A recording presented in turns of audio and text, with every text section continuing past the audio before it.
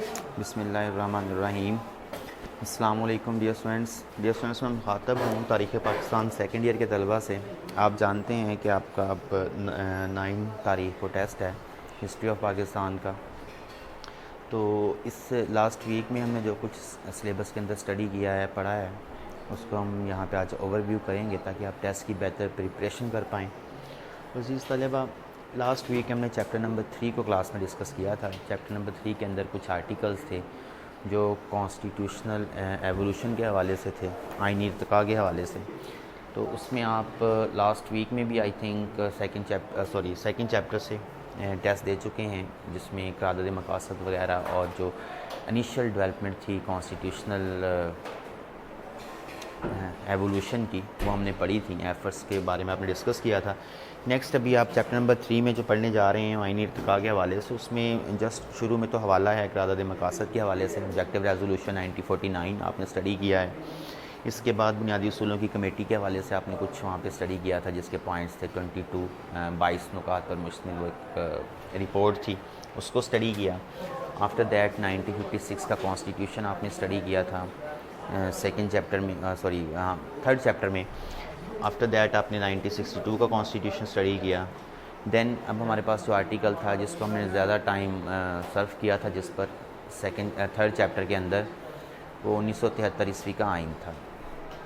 1973 عیسوی کے آئین کے حوالے سے ہم نے ڈیٹیل میں دیکھا تھا، اور اس میں جو East Pakistani separation of East Pakistan ہے اس کا بھی اس میں ذکر تھا، اس کے ساتھ اس کو لنک کیا تھا کہ مشرقی پاکستان کی علیحدگی جو ہے وہ 1971 میں تھی، اور اس کے بعد پھر 1973 عیسوی کا آئین جو ہے وہ بنوایا گیا تھا۔ بنوایا کس نے، کب بنوایا، کب اس کی امپلیمنٹیشن ہے، یہ ساری چیزیں آپ کو مارک آؤٹ کروائی ہوئی ہیں، وہاں پہ پوائنٹ آؤٹ کروائی ہوئی ہیں بک پر، ان کو آپ اچھی طرح سے دیکھیں گے۔ پلس ان آرٹیکلز کے اندر جو ایم سی کیو شارٹ کوسچن ہے، گو کہ وہ پریویس ٹیسٹ کے اندر ریپیٹ بھی ہو رہے ہیں، ان کو آپ نے دوبارہ سے دیکھنا ہے۔ 1956 کے کانسٹیٹیوشن کے حوالے سے آپ نے دیکھنا ہے اس کو، 56 کے آئین کو، کہ 56 کا آئین جو ہے وہ کب نافذ ہوا، اس کی منسوخی کب ہے، کتنا عرصہ یہ ملک کے اندر نافذ رہا، یہ ساری چیزیں آپ کو پتہ ہونی چاہیے۔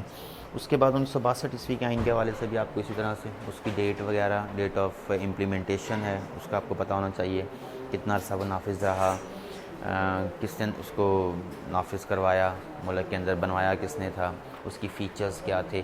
یہ شارٹ کوسچنز کے اندر چھوٹی چھوٹی چیزیں جو ہیں یہ بک پر آپ کو سارا پوائنٹ آؤٹ کروایا ہوا ہے، وائٹ بورڈ پر سارے اس کے کوسچنز لکھوائے ہوئے ہیں، ان کو آپ اچھی طرح سے دیکھیں گے۔ یہاں ہم جسٹ ایک سلیبس کا اوور ویو کر رہے ہیں کہ کوسچن جو ہے آپ کے کس انداز سے بن سکتے ہیں، کہاں سے بن سکتے ہیں۔ اس کے بعد 1973 عیسوی کے آئین پہ آ جائیں گے۔ تو جیسے جانتے ہیں آپ، پاکستان کے اندر موجودہ جو ابھی نافذ آئین ہے وہ 1973 عیسوی کا آئین ہے، اور یہ کمپلیٹ پرفیکٹ کانسٹیٹیوشن ہے، بیکاز قرارداد مقاصد، بنیادی اصولوں کی کمیٹی، 56 کا آئین، 62 کا آئین، 1972 عیسوی کا عبوری آئین، ان سب کو ملا کر، سب کو مد نظر رکھتے ہوئے یہ آئین جو ہے یہ بنایا گیا تھا۔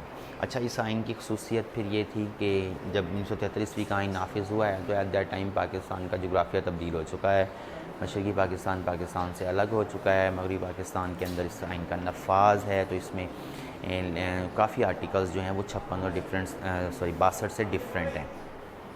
اچھا، دوسرا یہ کہ اس کی ڈیٹ آف امپلیمنٹیشن آپ کو پتہ ہونی چاہیے، 14 اگست 1973 کو یہ ملک میں اندر نافذ ہوا تھا، اور اس کے بعد پھر آگے فردر جو پروسیڈ کیا گورنمنٹ نے اس کانسٹیٹیوشن کو لے کے، اس کے فیچرز وغیرہ کون سے تھے، اس میں اسلامک آرٹیکلز کون سے تھے، یہ ساری چیزیں ہم لوگوں نے ڈیٹیل کے ساتھ ڈسکس کی ہیں کلاس کے اندر۔ ان کو بطور شارٹ کوسچنز بھی آپ مائنڈ میں رکھیں گے، ایم سی کیوز کے طور پہ مائنڈ میں رکھیں گے، اور فردر مزید آپ اس کو جو ہے پوائنٹس کو یاد کرتے رہیں گے تاکہ لانگ کوسچنز آپ کے پریپیئر ہوتے رہیں۔ اس کے علاوہ ڈیئر اسٹوڈنٹس، اس میں نا امینڈمنٹس کا ذکر ساتھ ساتھ آئے گا، آئینی ترامیم کا۔ تو ترامیم آپ جانتے ہی ہیں،